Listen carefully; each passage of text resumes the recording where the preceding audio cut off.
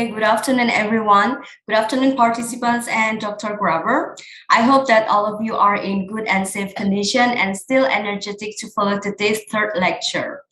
Dr. Graber, welcome to International Week 2022. We are so honored to have you here.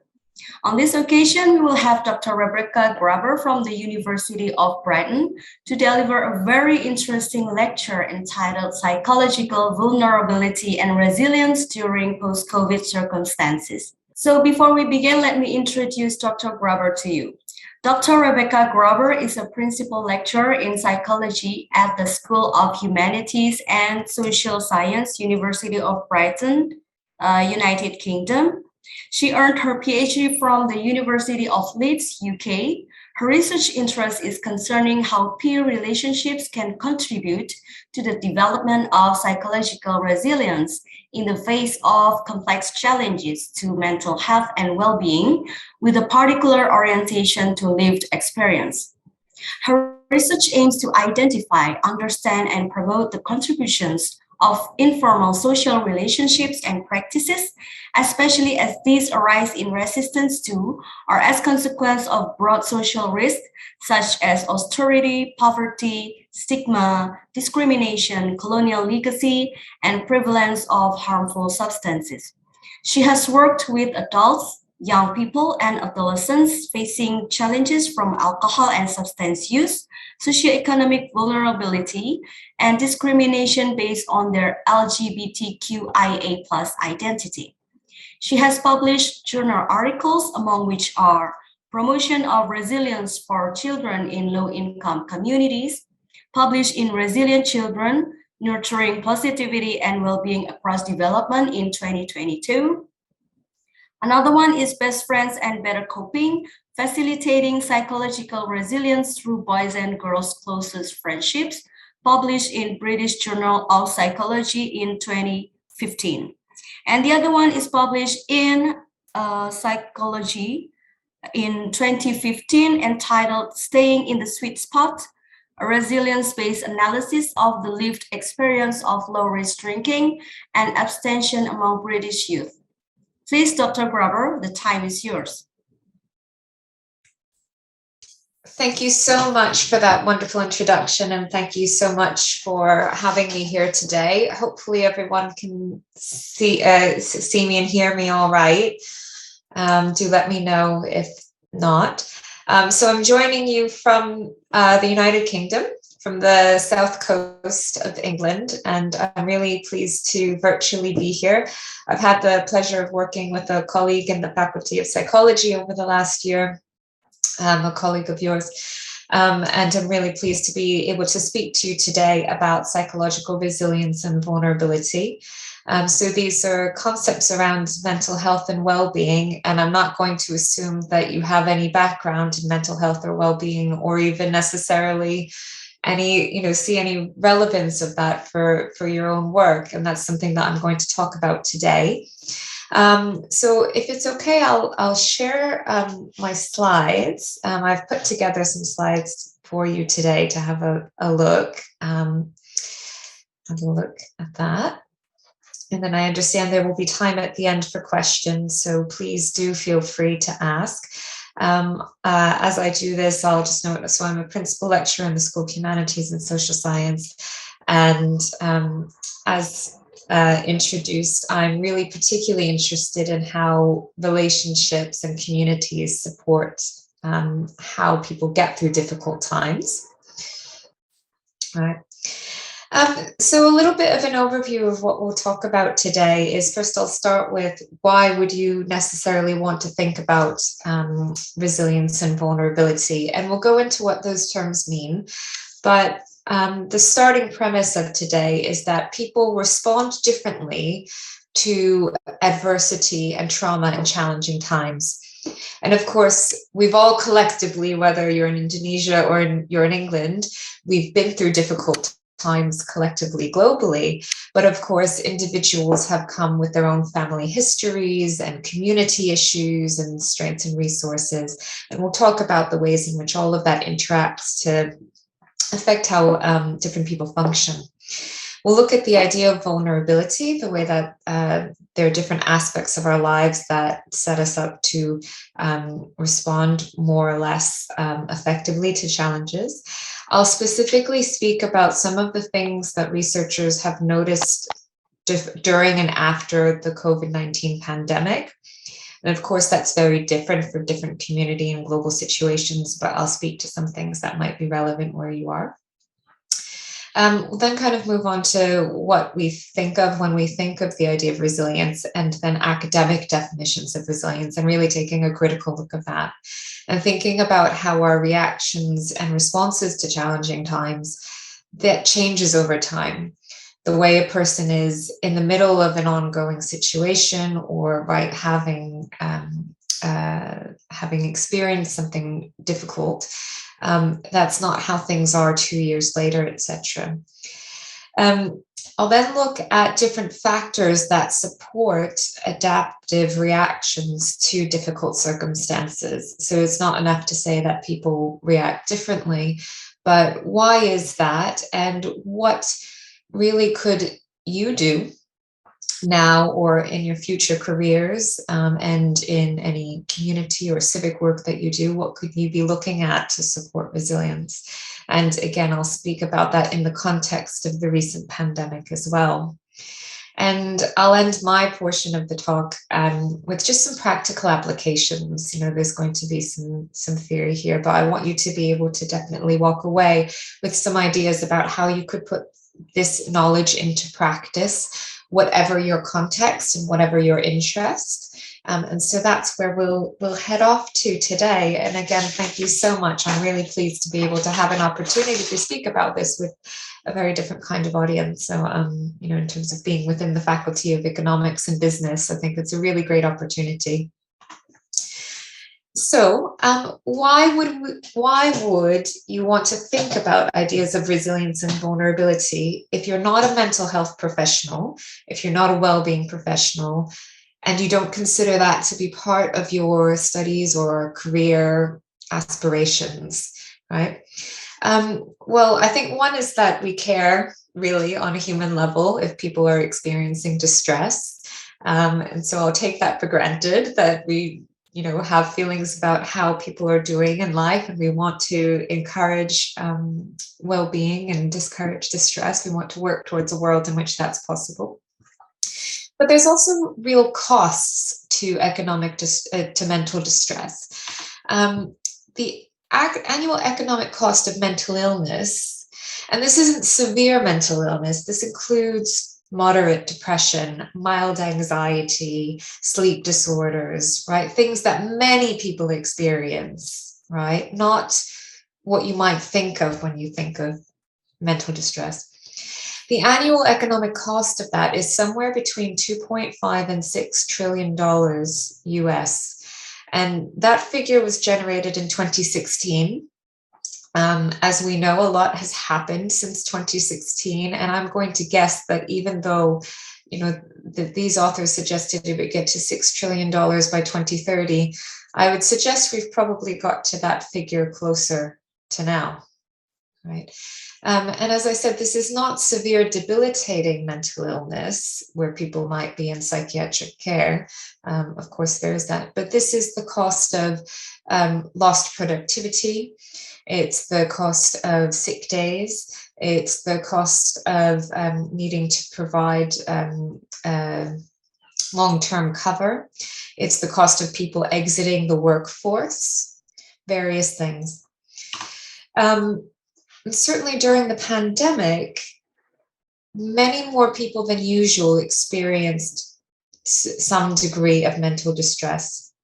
So globally, over a third of people experienced stress to a degree that they reported it. Half of people experienced psychological distress, and over a quarter of people experienced sleep problems. And that will affect people's moods, but it will also affect people's ability to work, their ability to cognitively function, to remember things and follow through on processes, to engage with deadlines, all sorts of things, as well as, again, just the kind of human cost of that. So there are, these kind of situations that we're facing. And while there is a biomedical component to mental distress, actually, a lot of it is affected by the conditions of a person's life. And so mental distress and physical health outcomes can often actually be understood in terms of the burdens of obstacles that people and communities face. So these are things like poverty, unsafe working conditions, community violence or exposure to personal violence or domestic violence. And these are things that really have to be targeted at, more than an individual level. But the message, I think, today is that not everybody comes to the table equally, and that where there's inequalities in a community or globally, actually we see more of these obstacles. And we might want to think about what we're aiming for, right? Because it's not realistic to try to eliminate all of that. It'd be nice, but a lot to accomplish in an hour. But what we can think about is what's a realistic goal to work towards? And if we're thinking about how we can put these ideas into practice in daily life and future careers and such, what can we work towards? So the UN Special Rapporteur on mental well-being argued that well-being cannot be defined by the absence of mental health condition, because sometimes that's just going to happen, whether because of biomedical reasons or because, I think sleep disruption was a very natural reaction to a pandemic, and where people have experienced other natural disasters, for example, in Southeast Asia. It's normal, and actually it's part of the body's natural reaction to be disordered, right? But instead, we look at well-being as social, psychosocial, political, economic, and physical environments to enable individuals and populations to live a life of dignity with full enjoyment of rights and in the equitable pursuit of their potential. And so this will obviously look very different in different communities and according to different groups and belief systems. But we're looking at accepting that distress is some part of life. And so thinking about how we can work alongside that and working towards a life of dignity, enjoyment, and rights. But why does this necessarily come into thinking about economic systems or organizations? Well, I would say there's two kind of key reasons. One is that all organizations are made up of individuals who are to some extent experiencing well-being and distress, right, as individual actors within that organization. And organizations are also systems that influence well-being and distress through things like being in a supportive work culture, having opportunities for achieving goals, and forming relationships, having meaningful work, gaining economic benefit. Or they can work against well-being and distress, for example, through things that have been shown to exert distress on people, like intensified work standards, a high degree of organizational change, and work stress. And of course, many people have experienced those things as students or workers or managers in the last couple of years. So organizations may be collectively more resilient when they not only have resilient leadership structures, but when their individual employees are more able to cope with these adverse conditions and with change. So it's thinking about an organization as being composed of people who are in different places in life, and also as the organization as a context through which well-being can be supported. So with that in mind, we'll look at two kind of key questions today. One is, what can make a person more likely to experience distress, disease, and illness? And that's a huge, huge topic. I'm only going to kind of be very, very narrow with it today. And then we're going to look at what can support well-being and good health over time. So I'll start with the idea of vulnerability. And this is the idea that people are more or less likely to experience stress or distress. And some of this is because of things that are unchanging about us, like personality. So research has shown that some people are much more optimistic than others. They will look on the bright side of life no matter what happens. And that's actually been found to be really stable no matter what's going on. It's something you can learn to be, but people are naturally one way or the other on that. It may also so the people who are naturally optimistic tend to feel less stress. This may also be related to things that cannot be changed, like one's age, right? And being in a minoritized group, whether that's a minoritized religious group or a racial group, etc. Over the long term, that situation might change, but in the immediate term, you don't have much choice about how other people see you. And it may be down to things like having stressful life events, including things that are actually really positive that you might be excited about, like graduating, like moving house. That's usually conceived to be a positive thing, but it involves quite a lot of stress and disruption. Exposure to prior trauma, violence, or disaster. This can enhance stress or distress, but it can also teach people how to deal with those things, and then later they may find it easier to do so. Experiencing grief and bereavement, having challenging past experiences such as migration, whether that was chosen migration or whether people had to migrate, past nutrition, experiencing limits to coping strategies. So this is the idea that when we find something stressful, we do something about it. And of course, during the pandemic, we found that one of the things most people like to do, which is to be with their loved ones, for some period of time, many people were not able to do that, right? And so when that coping strategy is not accessible to you, that is a challenge for your ability to cope with the distress. Poor physical health also makes a person more likely to experience stress or distress. So does social isolation and loneliness.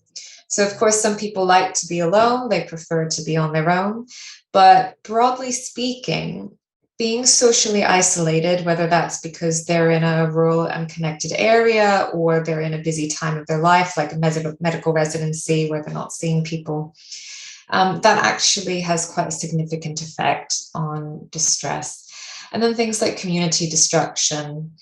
So there was some very interesting research that came out of the United States following Hurricane Katrina, that where communities had to disband because of the effects of the hurricane, there was a lot more distress. And research that has come out of Southeast Asia following the tsunami a few years ago also kind of echoed that as well.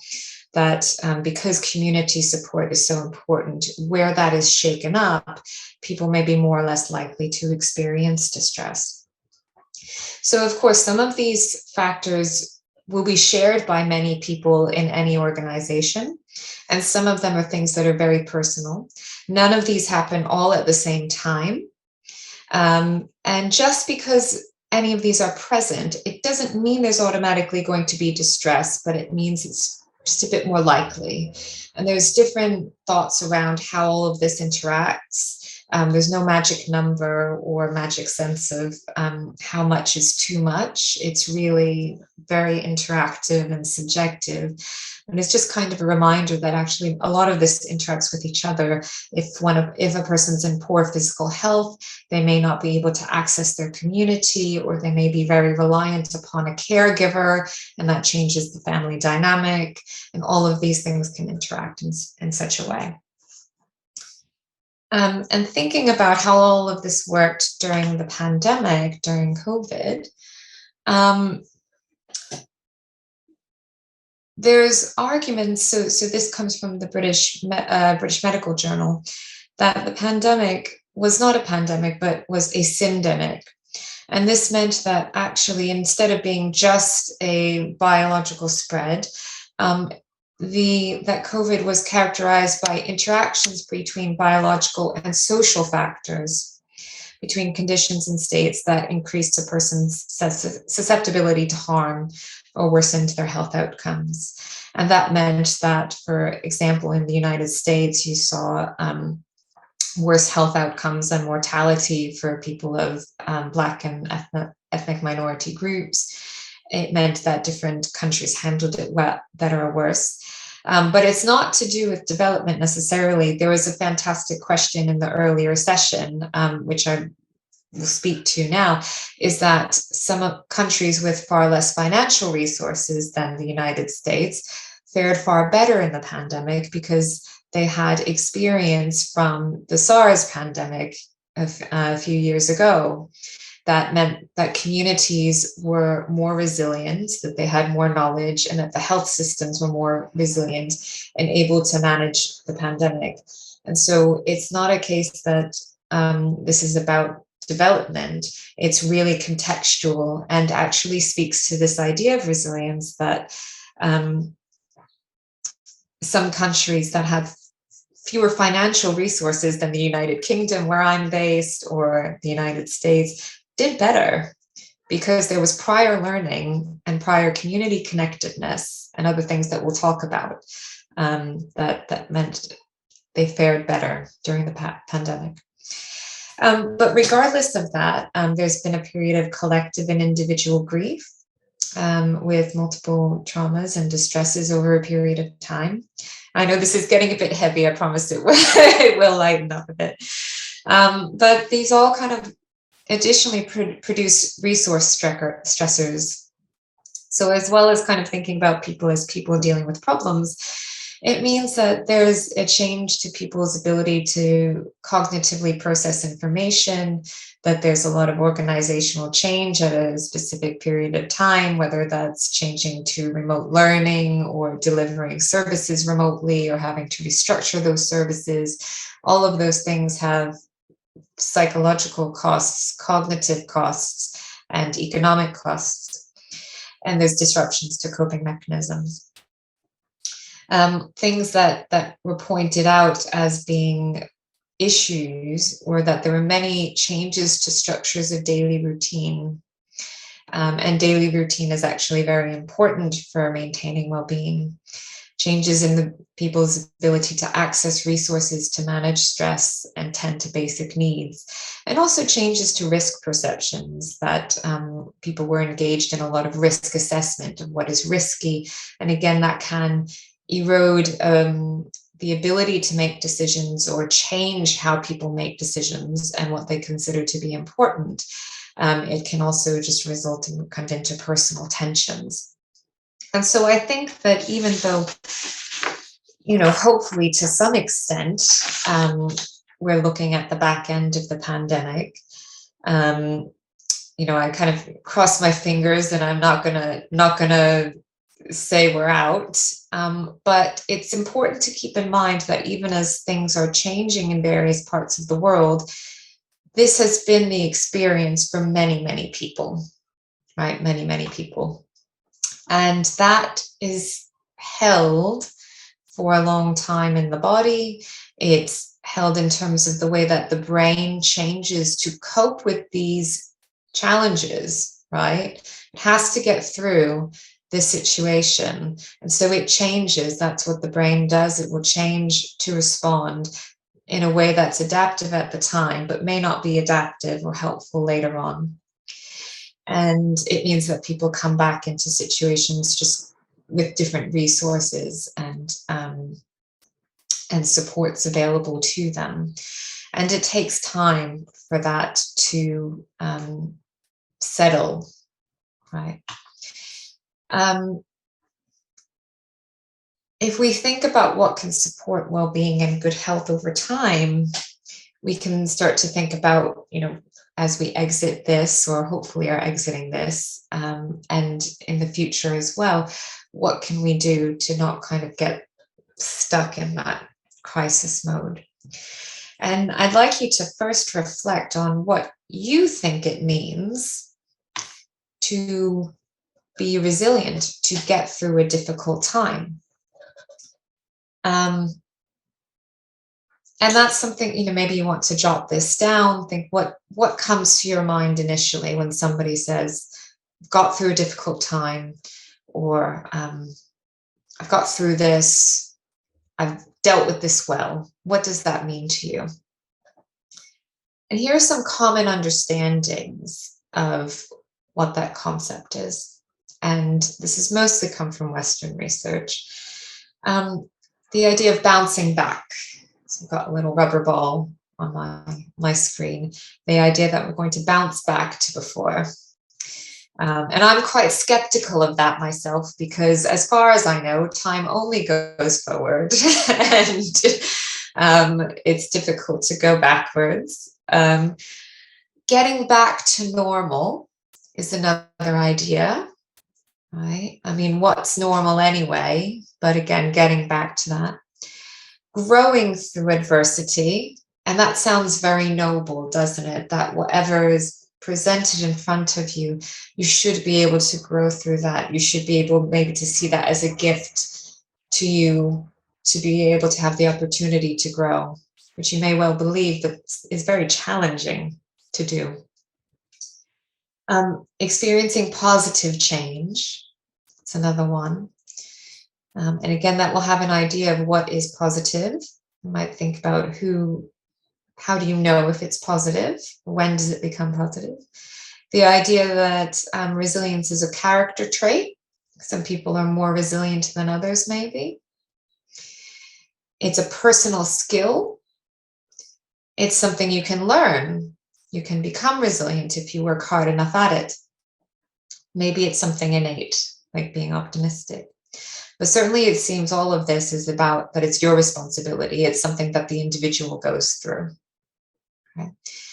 And it's not affected by structural, community, or organizational factors like being in a supportive family unit, like being in a religious community, like being in a community where people have access to basic resources, etc.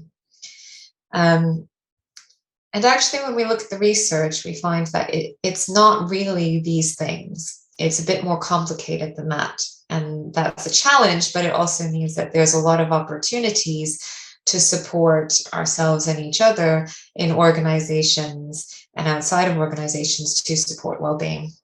So that's me looking on the bright side when it's complicated. Academically, I would define resilience as a process. It's a process, it's not an outcome, a process of positive psychological change in light of adversity.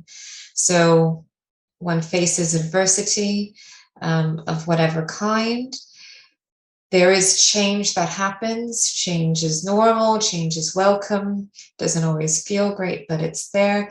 And it is somehow positive for that individual. And we might look at that in different ways, how you decide that it's positive, but you can, a fairly straightforward measuring stick for that is, does the person feel that they're able to function as they wish to and access their life with dignity? It can also be the absence of things like depression, anxiety, or post-traumatic stress disorder. But sometimes that's not realistic. So for example, in the face of natural disasters, it's very common to have post-traumatic stress reactions, at least for a few months afterwards.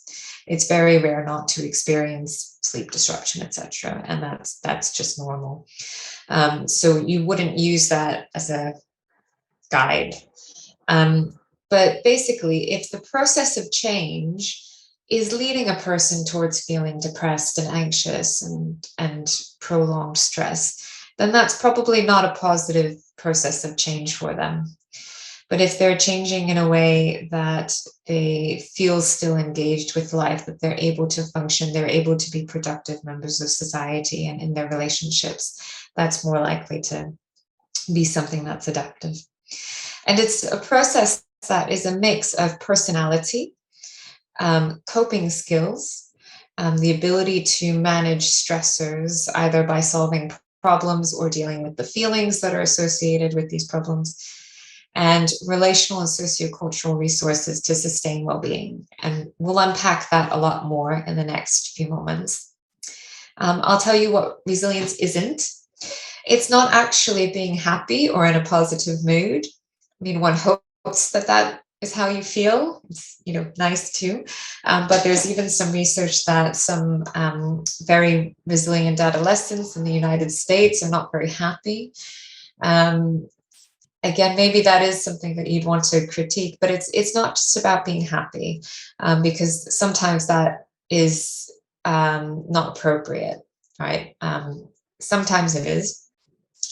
It's not necessarily having well-being, because that can be the outcome, but because this is in the face of adversity, it's quite normal and natural for there to be feelings of distress during that time.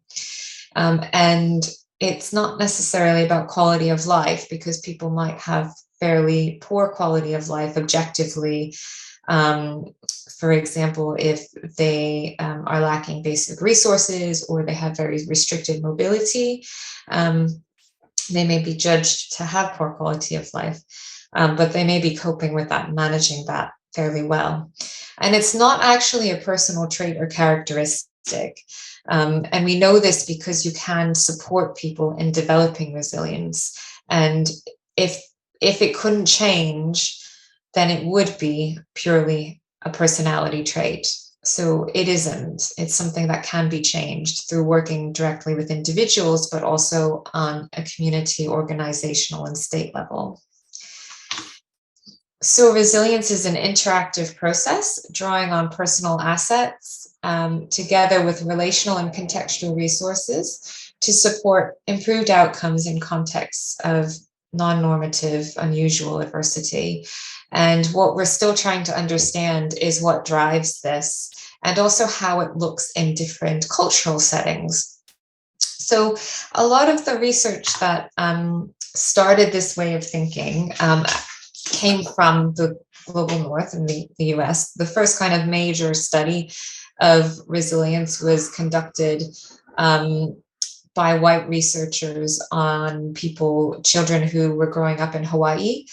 And, they were thinking, well, how come some of these children, they do very well, they form stable relationships, they get through school, etc., and some don't.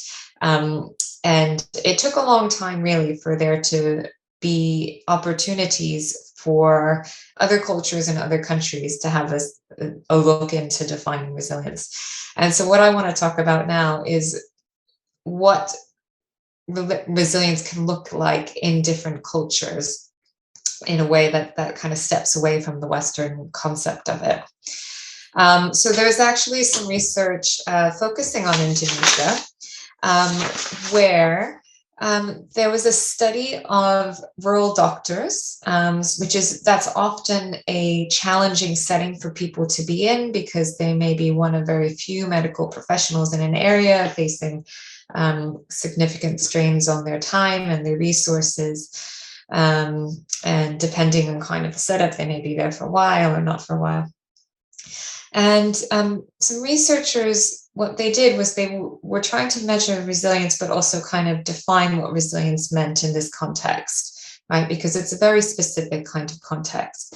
And they found that some aspects of resilience that were relevant for other medical professionals, those still applied. Things like being able to have a sense of endurance, being able to manage over the long haul this work, recuperability, being able to recover from the strains and stressors of this very demanding work, adaptability, being able to change and be flexible, and determination towards getting achieving what they wanted to achieve. But there were other concepts that hadn't come up with other research that they felt were really specific to the Indonesian rural doctor context. These were things like having a life calling, that they viewed their role in the community as a rural doctor as part of their life's calling. And this was a sense of personal fulfillment and meaning that came from believing that what they did had a socially valuable purpose, and that economic aspects of that couldn't substitute for that meaning that they drew from that. And in this particular context, that sense was often related to the personal relationship that the doctor had built with their God. And that religious aspect and spiritual aspect is not typically looked at in a lot of the Western research. The other dimension that they talked about was feeling that they were in their comfort zone. And this is a really nice mix of individual and context that I hadn't actually seen before. This is having a sense of positive feeling about being within the current condition, the current place. So it was related to the place where they lived, the physical zone, but feeling like they psychologically fit there.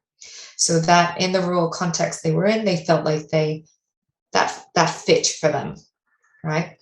And all of that contributed to their ability to withstand and grow through the challenging particular stressors of being a rural doctor. Looking at things across different countries, so in a study that was a mix of high, middle, and low income countries across the world, and specifically focusing on adolescents and early adults, what was found was that resilience is a mix and an interaction between individual skills, peer support, so peer relationships, having support from caregivers and communities, and having educational aspirations and opportunities to pursue those. And sometimes resilience means something very specific. So in Afghanistan, there was some really interesting research asking people kind of what resilience meant for them. And really, it wasn't a lot of these other things that we've been talking about. It was about having a sense of hope for the future. And the sense of hope was underpinned by cultural values of family unity, service, effort, morals, honor, and faith. And again, that's quite different from what we've seen before.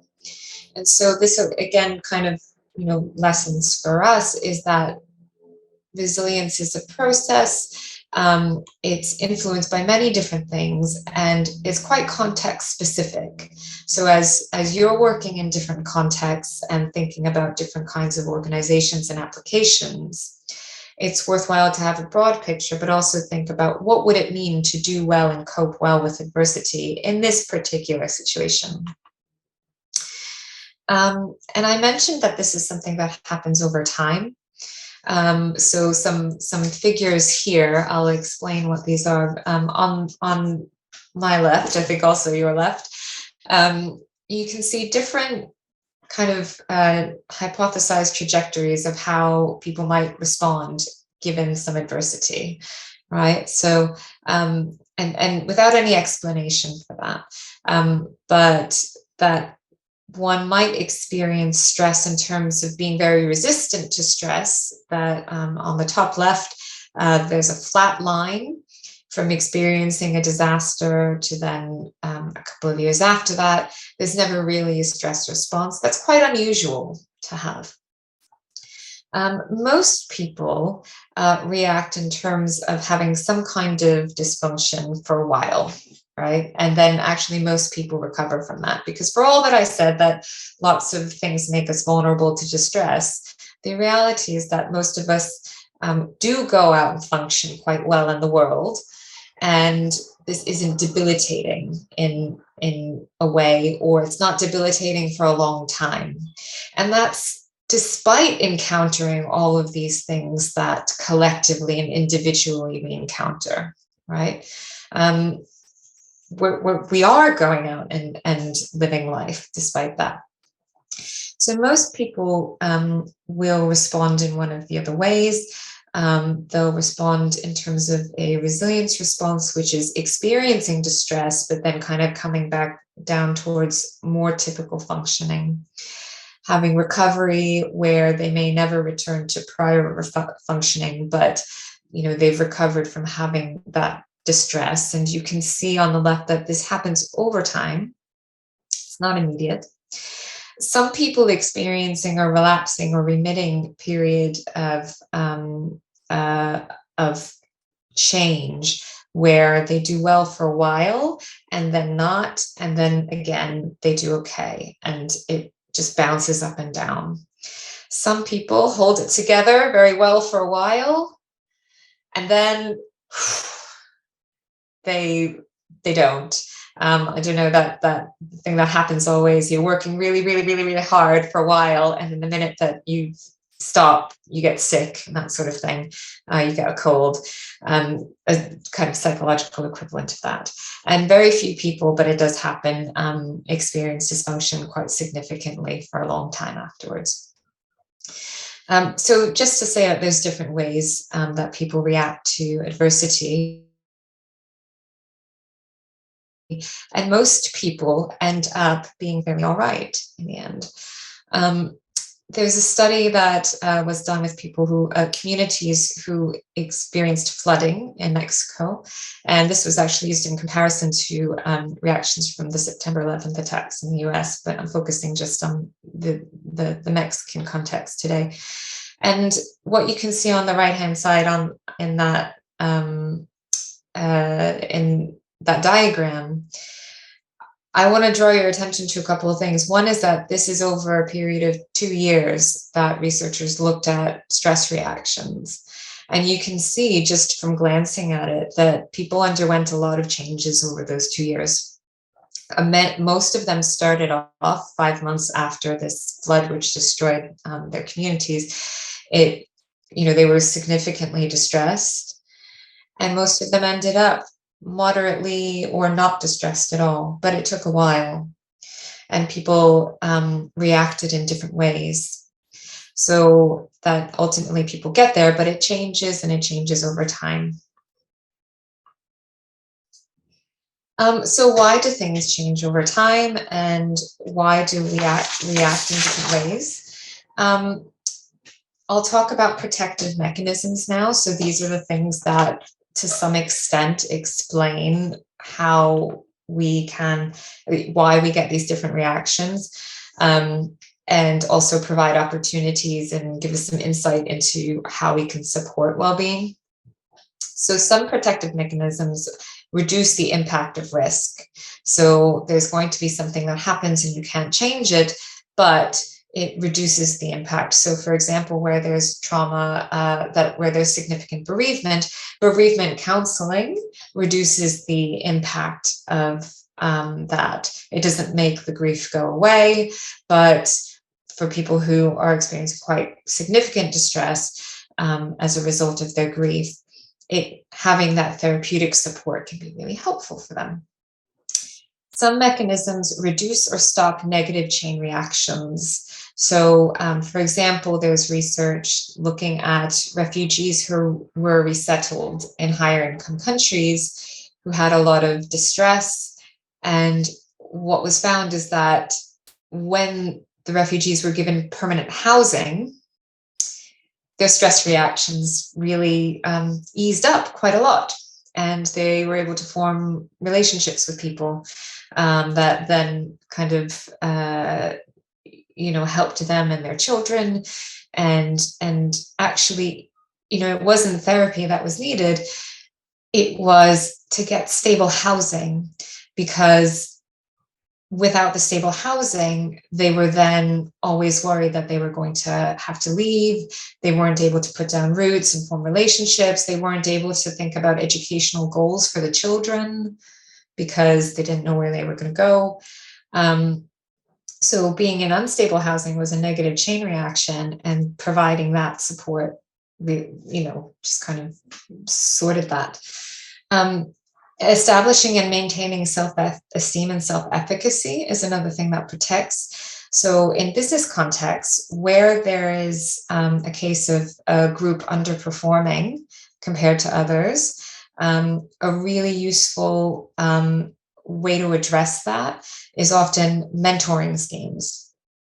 And these are really, really important, have been shown to work in different contexts. So whether that's mentoring schemes for women or for other minoritized groups, getting people together to share experiences, to have role models, to form relationships and make introductions, that really builds things up, and creating new opportunities as well. So things like financing initiatives, providing loans and providing grants, or opening up jobs for people creates new opportunities.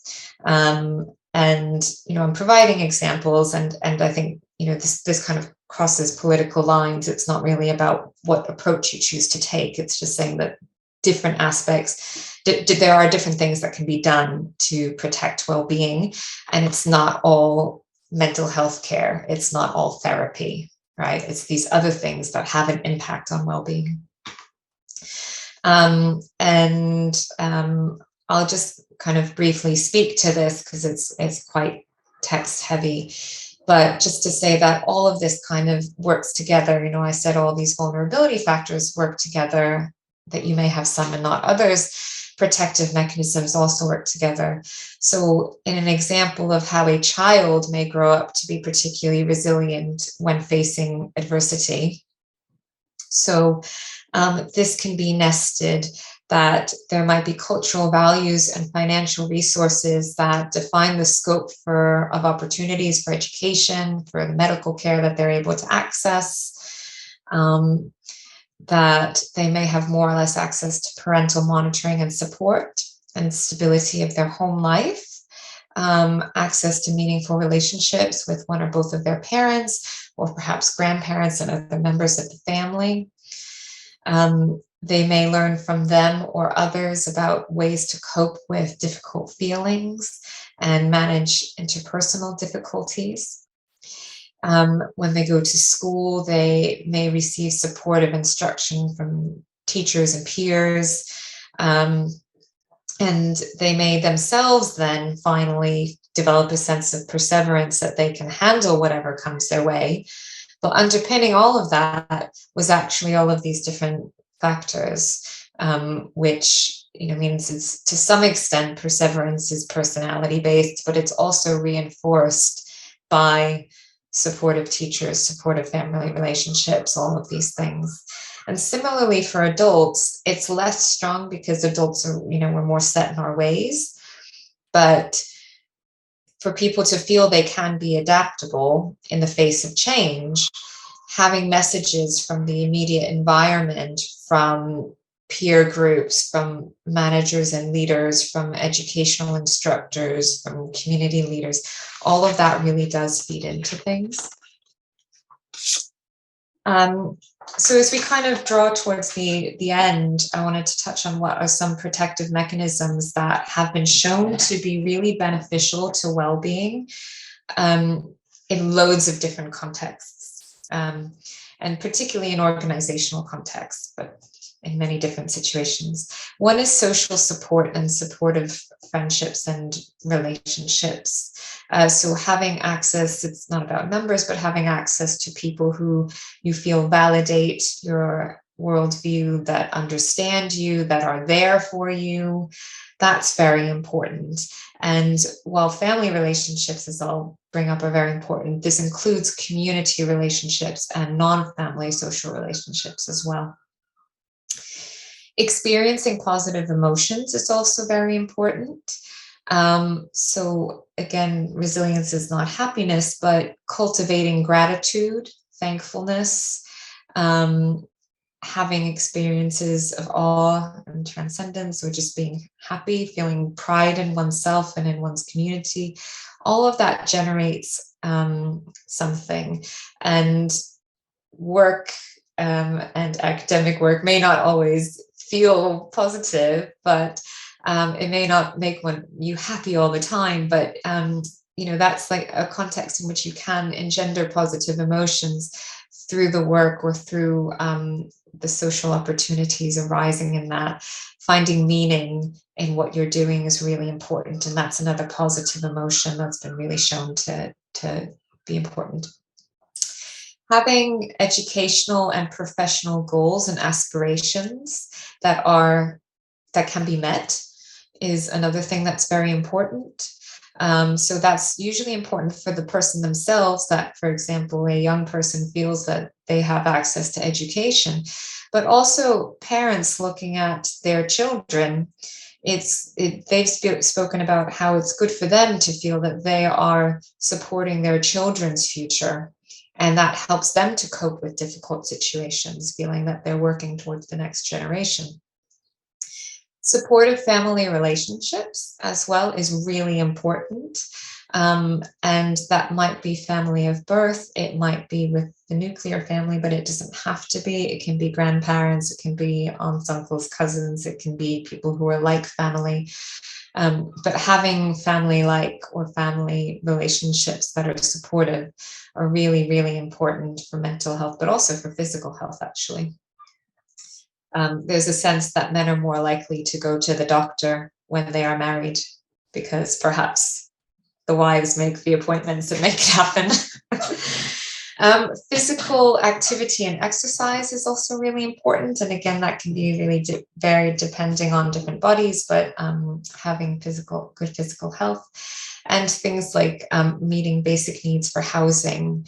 And so again, you might be thinking, how is all of this relevant? Because you may not have any interest in working on any of these things in your professional aspirations and careers, or you might feel that that's outside of what you might do, or it's something quite personal. People have different views on this. But all of this is interconnected. And so, for example, if in organizations working in a community where many people have left to move there, so there's been, for example, rural urban migration, people have left their families of origin to come, you might think about how they're still connected to what's going on in the other region.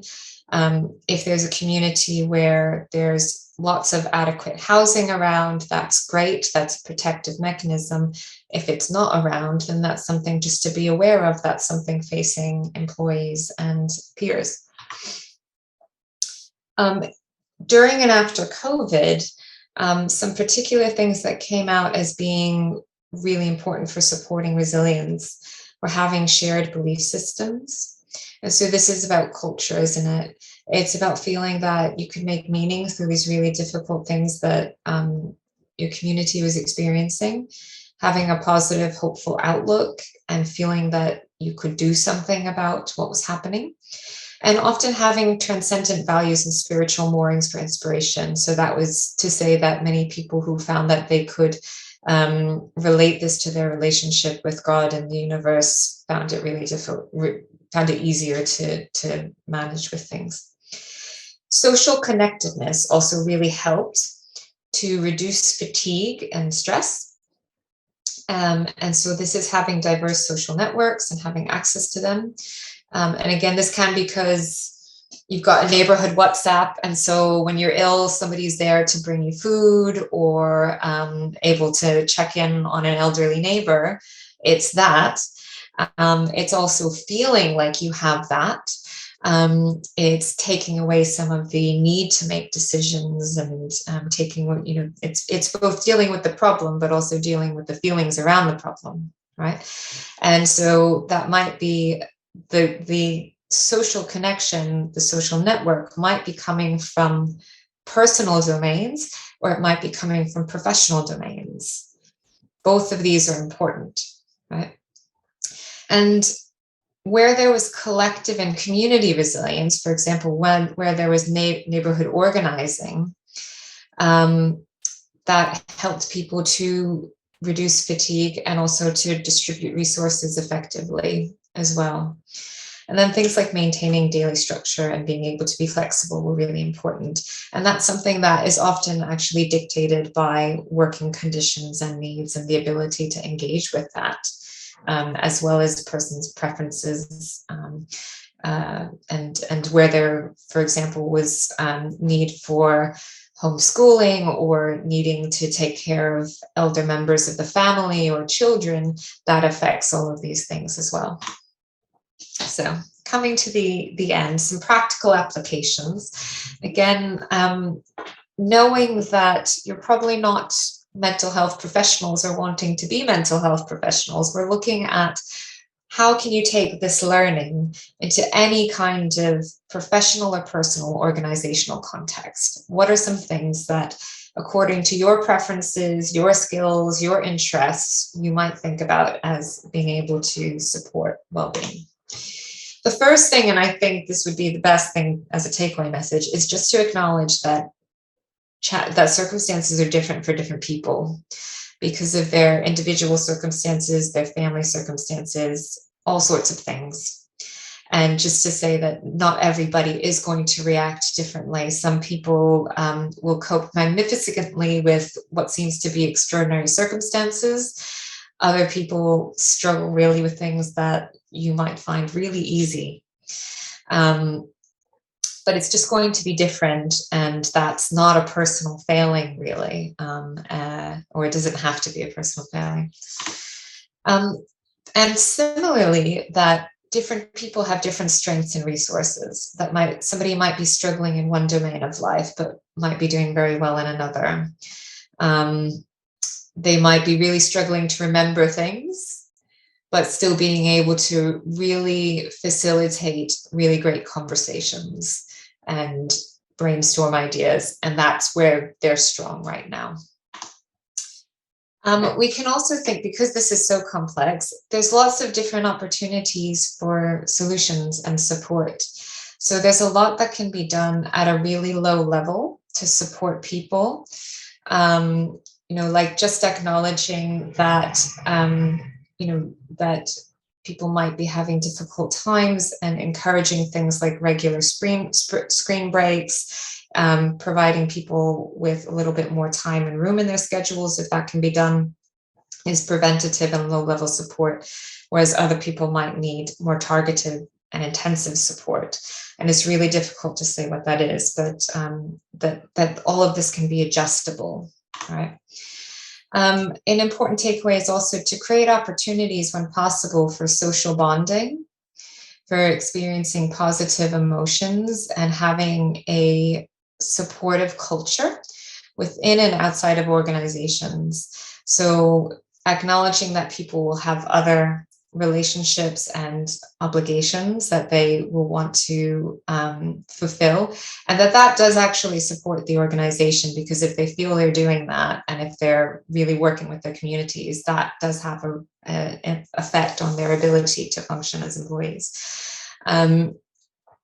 And where there's social bonding and positive emotions, it can help to compensate and to work with some of these challenges that people might have in adapting to lots of change, or having big workloads, which might just be inevitable, right? You might be in a situation where you just have to work a lot too much, and it just has to be done right now. But these things can help compensate for that. Supporting engagement with communities and civic organizations, because that does just support the organization, and it supports individuals as resilient people within organizations. And building organizational structures that share responsibility, leadership, and risk to work with people's different strengths and compensate for different vulnerabilities. I think it's important to understand the challenges facing your communities, whether you can or want to address them or not, but understanding them is very, very helpful, and just having awareness can really do a lot just in and of itself. And because inequality is so strongly associated with mental distress, both at the individual level and in terms of at the community level, addressing social and personal inequalities, with the tools available to you. So that's everything from me. I have gone for almost an hour, so I really appreciate your patience. I didn't think I would speak for that long, so thank you so much. I'll now turn it over for questions. I'll stop sharing my screen. Thank you. Okay, thank you, Rebecca. Now it's time for the Q&A session. So participants, you can raise your hands or type in the chat box to pose questions. Now we'll call your name to let you speak. Yes, two raise hands. Okay, you can start, Bramantya. Okay, so thank you for the opportunity and thank you for the presentation. So, what are the main differences between protective mechanism, defense mechanism, or and coping mechanism? Are they essentially the same, just different words, or are there actual differences? Thank you. Really interesting question. So I think that defense mechanism, I think that means things that we kind of use to avoid dealing with something, right? So pretend, having a sense of denial or reacting in a certain way automatically just to not have to deal with the situation. And sometimes that's helpful, but often if it's a case of kind of denying a sense of stress or denying an issue, that kind of pushes the can down the road and it tends not to be very helpful. So I think when it's used, it's more about something that is not really helpful for how you react, and it's often automatic. There's a really interesting, you asked about coping mechanisms and what's the difference between coping mechanisms and protective mechanisms. So now we get into some psychological theory. I'll try to make it easy. So coping as a process, it just means coping is how a person responds to a stressful situation, right? But in a very immediate way. So if you're hungry, do you eat or not eat? Right? That's very straightforward. And we tend to have kind of coping mechanisms that we rely on more or less. So we might call our partner, we might call our parent to talk about things. We might go play some basketball. We might want to go watch a movie or play a video game and get a sense of distraction from that. So we've got social support through talking to people. We've got physical activity, playing basketball. We've got self-distraction. These are all different kinds of coping mechanisms. Protective mechanisms are a little bit broader in that it's not so much about the instant response to that one thing, but it's something that can unfold over time. So it would be social support over time is really protective, not just at any one time, but that you feel that you have a good sense of support from your family or friends overall. And it's a bit just bigger than that. It kind of holds coping within that. Does that make sense? That explanation, or do you have addition? So basically, coping and protective mechanism are kind of similar, but protective mechanism is more of a long run support from friends and family, and coping is more of an immediate action to cope with stressful situation. Is that correct? Yeah, so coping is the immediate reaction, absolutely. And then protective mechanism, we call it protective because we're looking at protective over time, that it's helping somebody, it's protecting them overall from the challenging situation that's bigger than any one thing. It's, you might cope with having an exam by first watching a movie, then playing basketball, then sitting down to study, right? But the protective mechanism would actually maybe be having academic engagement that ultimately you come back to the study and that's meaningful for you and it encourages you to come back. So it's a little bit bigger. But to some extent, that's a bit of a technical question. So I think it's really interesting that you questioning that. And when you're thinking about how you can apply this, it's worth considering maybe the habitual coping mechanism, the way that people tend to cope with whatever the thing is that helpful long term? Or does it kind of just put a plaster on it and not help them in the long term, right? That can be one way of thinking about it. Okay, thank you.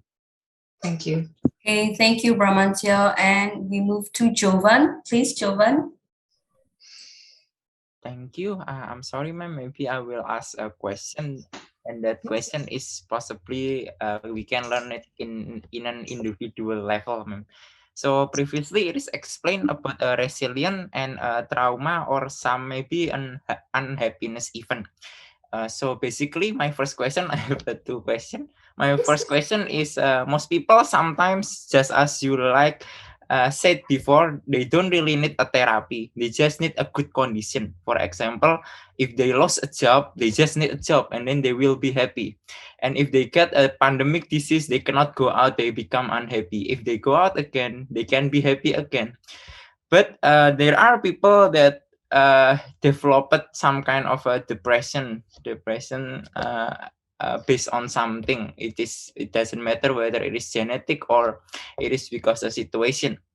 So I know depression is a kind of complicated matter in terms of generalization, but sometimes a depression can be said in generalization that a person is basically lost the meaning of life. So basically, whatever happened after that moment, they don't really be happy. So everything is just for a survival matter. I do a shower not because I want to, because I do need to do a shower because it is my survival. I need to do a basic study not because I want to have a money, but I just need to survive. If I do not do that, I need to survive like that. So basically, what my first question is that, can you use, for example, resilience in terms of a depressed person, in terms of assumption, not in a complex way?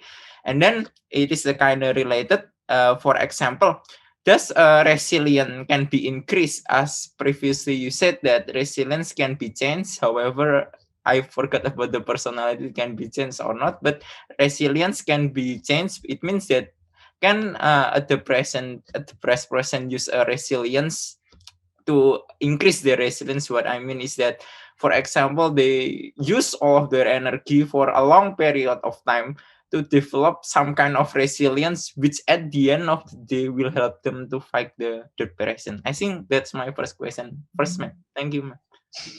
I think I'll try to address those questions together, actually, because I think I think you brought up a really good point about how do we, thinking about people who are really experiencing depression and significant distress. And it's not realistic to tell people to just cope with things differently or to try to be happy, right? That's not realistic, and it's quite insulting to do that. And not everybody does believe in therapy, as you've said.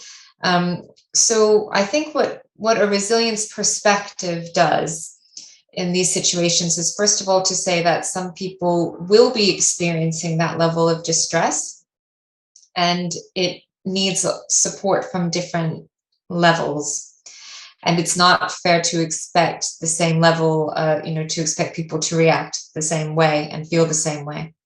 Where somebody is feeling really disconnected with life, and they're not finding pleasure with life, and they are depressed, being optimistic or doing some exercise is not necessarily going to do anything. What resilience perspective, I think, does is say that where there is significant distress, that does need intensive support. And what that looks like is going to be different for each person. If that person doesn't believe in therapy, then that's not going to be an option for them. But they might instead really draw on social support. They might be gaining support from a community or religious leader or from a mentor. They might be looking at medication if that's something that they feel okay with, in conjunction with their doctor. There's different aspects of things. And I think something to take away is that things change over time. And because usually after a while, people regain functioning and don't feel so depressed after a while when it's situational, when they've gone through a trauma, because after a while, it tends to settle.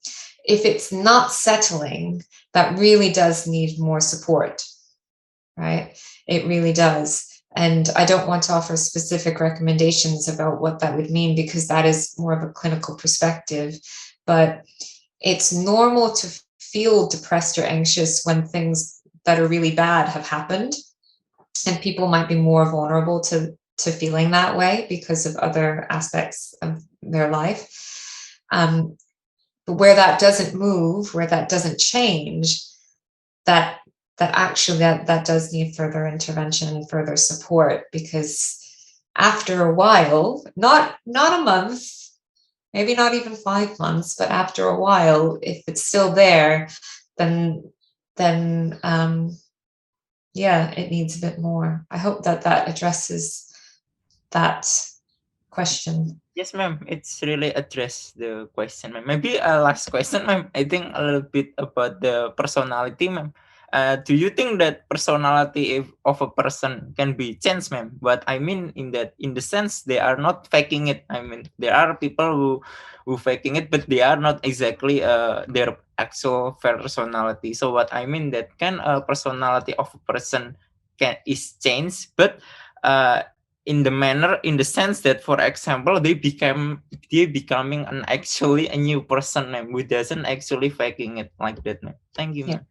Yeah. So when I say personality, I mean it in a very technical way. I mean things like temperament, like whether you tend to be optimistic, or whether you tend to stick to things, whether you tend to be kind of cognitively anxious, like focusing on small details. And that tends to be pretty stable, although it does change. But the idea of resilience is that people do change because of what they experience in life. And we all change over time. And, who I am is different than who I was 5 years ago, 10 years ago, 20 years ago, 30 years ago. All of that's different, partly because we get older and our brains change as a result of that. We accumulate life experience, but because we learn how to navigate different situations. So maybe, on a country level, that was things like that, Southeast Asian, Asian countries largely dealt with the pandemic better than the UK, the US, because there was already that knowledge base and the buy-in. But also, as horrible as it is, if you've been through a difficult time like housing insecurity before, you kind of know a bit about it already.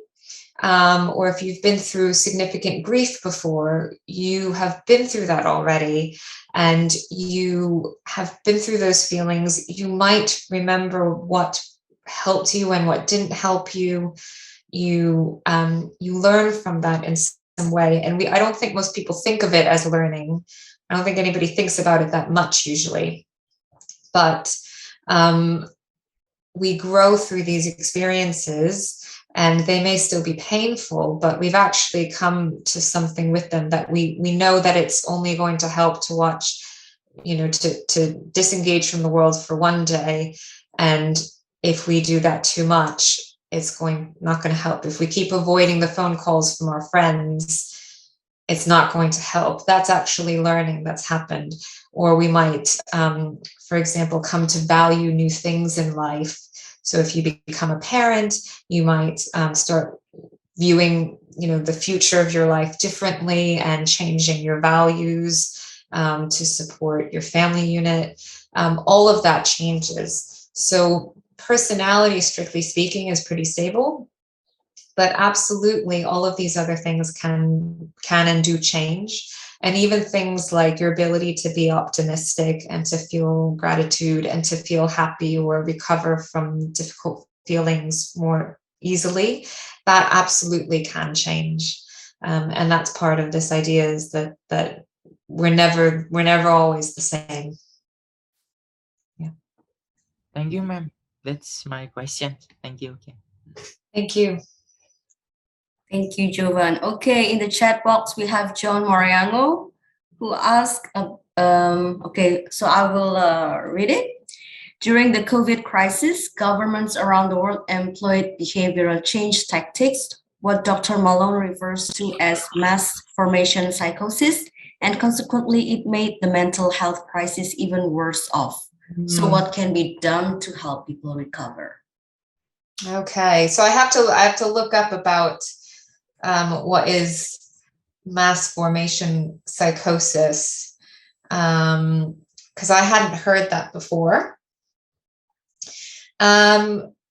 I haven't heard that before, and I wouldn't say that, as difficult as things were, I don't think that people became psychotic as a result of COVID, or the measures taken to protect people from COVID. There's been no evidence that people collectively became psychotic.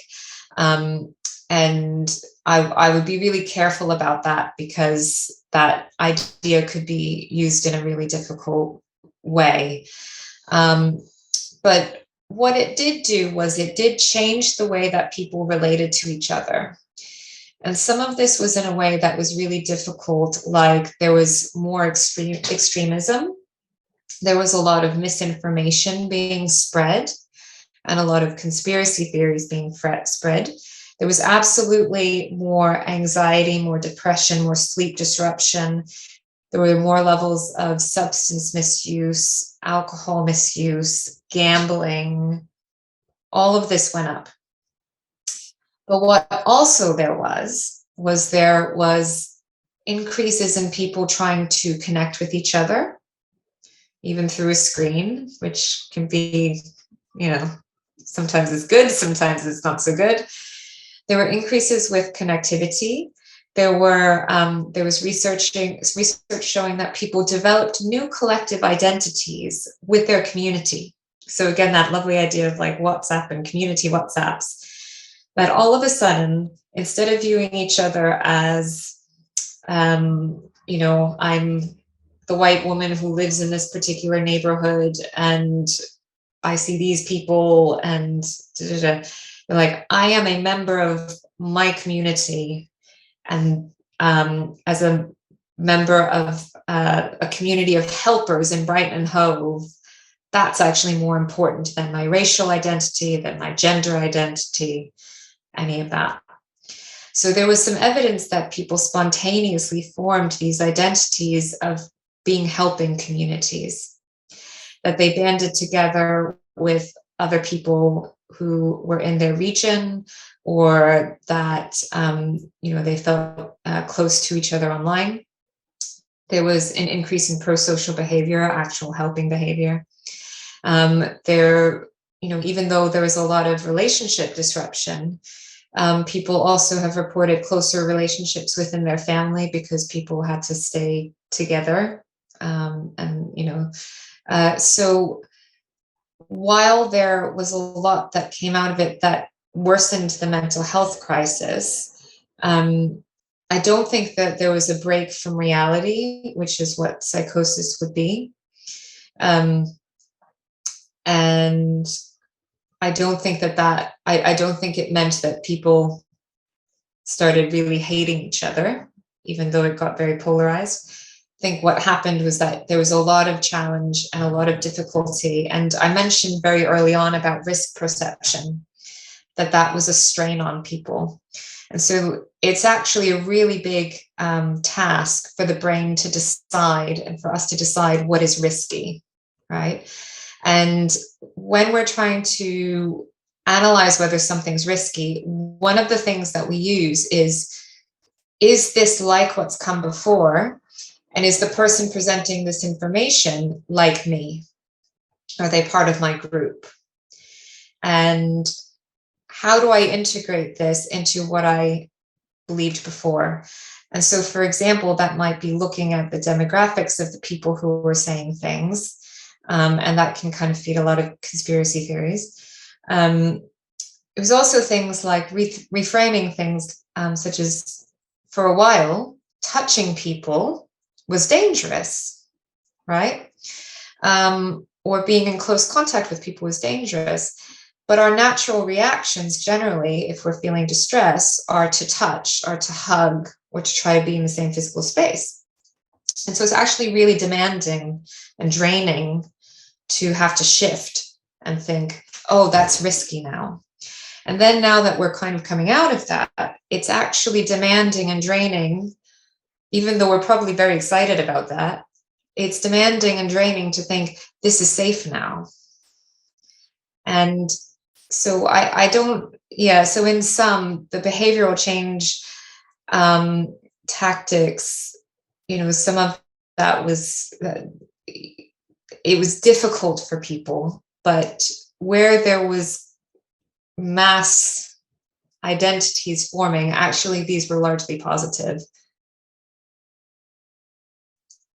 I hope that addresses that question. Okay, thank you. Any more question?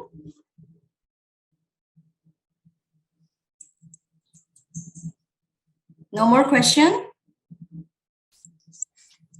Okay, maybe the last question from me, Rebecca. Yeah, for overthinker, they tend to have excessive inner chatter. How do you have any, practical applications or tips and trick on how to, stop that excessive inner chatter? Well, I can give you ideas, but I tell you, this is something I struggle with very much myself. So one thing that can help, and it's interesting to think about this from a resilience perspective, because overthinking is often very adaptive when there's a challenging situation. As a survival response, it can be really good to think about the different ways things might go, what you might do, how other people will react. All of that can help, it's a survival mechanism, but it's not always helpful in the long term, particularly. So some things that, again, I struggle with this. Getting things externalized, so it's out, so writing things down. Distraction is really good. So I think maybe we have very noble ideas that, like, if you're going to support your mental health, you should be working on all of the difficult things, but actually going to watch that movie can be really the best thing to do. Taking your mind off of something, developing a strategy, a plan, and then just saying, I'm going to stick to that. And you might need a ritual to actually kind of say that, of, closing a book after writing your list, or, closing a door, saying, I'm going to let this go now. And doing things that kind of expel the energy from the body, really speaking things out loud rather than holding them in. Talking to somebody else is really helpful about it, but what you want to be careful of is when you might feed each other and just build on it and build on it and build on it without coming to any kind of conclusion or solution. That's called co-rumination. And it's actually in a lot of girls' friendships, it's very typical to talk about it and build it up, but not really come to anything of it, which again, I found much the case in my own friendships growing up. I would say also that, again, thinking about like where this might be too much and might need additional support, it's really common when there's sleep disruption for that to happen in the middle of the night. And intrusive thoughts can be kind of a trauma response. So that's really only a problem if it's really getting in the way of you living your life or causing you a lot of distress. If it's just something that happens, then distraction or changing the situation is fine and it tends to go away. It's only really if that's becoming a real hindrance to you. And again, I'm not a clinical therapist, so I'm not going to, go down that road, but just to say that most of the time, these things resolve themselves, and you can either learn new techniques or it goes away by itself. And if it doesn't, then that is worth thinking about more about what could be done. Yeah. Even things like the organizational change, research showed that that's really hard for people to manage, partly because it's kind of bringing that to life, isn't it? It's like, I have to plan for this and that and that and that. Even myself as an educator, 2 years ago, we had to plan for in-person and online classes, and what would happen if this happened, and that, and so you're being asked to do that, but after a while it's not necessarily helpful anymore, and you kind of have to support your brain and have compassion to yourself and letting go of that and saying, I'm only going to think about this to the degree that it's helpful. Okay, thank you very much, Rebecca, if I can call you informally. Yes, Thank you very much, for the valuable insights on the causes of distress and what to do to support our well-being. So we have come to the end of this lecture. Again, thank you, Rebecca, for the interesting insight, and thank you, participants, for your attendance and active contributions in this lecture. See you.